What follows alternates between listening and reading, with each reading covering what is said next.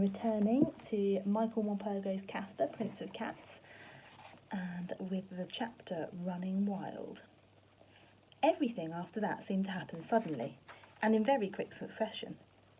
It was a quiet weekend at the hotel, with fewer guests around.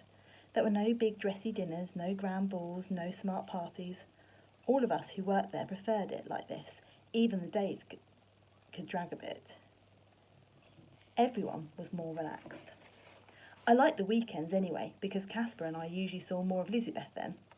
She'd be bored out of her mind downstairs and would often sneak up to see Casper, sometimes 3 or 4 times a day, leaving me a note each time. I finished work earlier on Sunday, so usually she'd be up there in my room with Casper waiting for me when I got back. Sometimes she'd steal away some scones and cake, hiding them in a napkin. She was always saying I was too thin and needed feeding up. And since I was always more than a little hungry after work, I didn't argue with her. We were sitting there one Sunday evening, tucking into some delicious fruitcake, when I heard a voice in the corridor outside. Skullface! It was Skullface! She was talking to Mary O'Connell, and that she was not in a good mood. That idiot boy, Johnny Trot, is he in? I haven't seen him, Mrs. Blaze, Mary told her. Honest. The footsteps came closer and closer, the bunch of keys rattling with every step. Skullface was ranting now.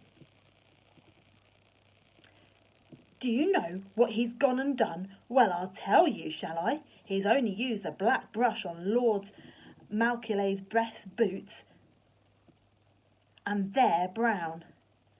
So, now there's black all over them. And who gets the blame? Me.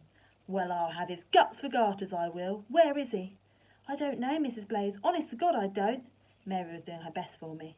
The footsteps were right outside my door now, and there I was with Lizabeth in my room and Casper cleaning himself on her lap. All she had to do was open my door, and I'd get the sack for sure. I could hear my heart pounding in my ears. I was praying that somehow, anyhow, Mary would prevent her from opening that door. It was at this very moment that Casper chose to stop washing his paws and spring out of Lizabeth's lap, yowling in his fury. It wasn't his gentle meow.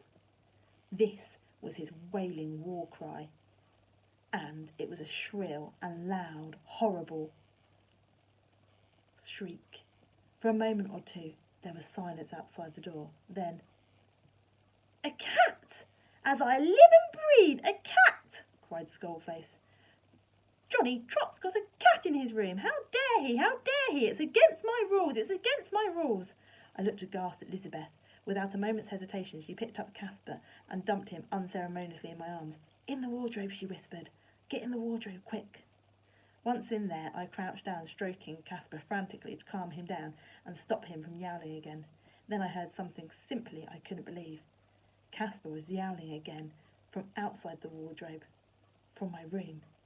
Yet, he couldn't be, because he was with me, inside the wardrobe, in my arms. And he definitely wasn't yowling. Yet, he was yowling. I could hear him. In my panic and confusion, it took several moments before I realised what was going on. Lizabeth was out there in my room, mimicking Casper, pitch perfectly. Mary told me afterwards, she told everyone afterwards, exactly what happened to me. Apparently, Lizabeth opened the door to Skullface, yowling and wailing just like Casper. Skullface just stood there, gaping at Lizabeth. She could not believe her eyes. It was a while before she could speak at all. Her mouth opened and shut like a goldfish, Mary said. Then Skullface gathered a little and said, What on earth, young lady? And at last said, What on earth do you think you're doing up here in the servants' quarters, young lady? It's strictly out of bounds. Lizabeth yelled back at her. I'm a cat, she said quite calmly between the yowls. I was chasing a mouse, and he ran in here, so I ran after him, and I caught him. I'm very good at catching mice, you know. I gobbled him up. Just like that. One gulp, I've got to tell you, he tasted wonderful. Best mouse I ever ate. Bye!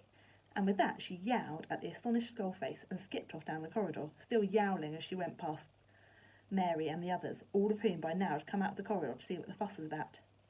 Skullface, it seems, then stuck her head round my door, took one quick look in the room, and slammed the door furiously behind her, and stormed off down the corridor, fumulating as she went. Children, wretched children, she fumed. If I had my way, they wouldn't be allowed in the Savoy at all. Nothing but a nuisance, a perfect nuisance. If there's one thing I can't stand, it's a sport child running wild like that all over my hotel. How dare she? She stopped and turned around, wagging her finger at anyone.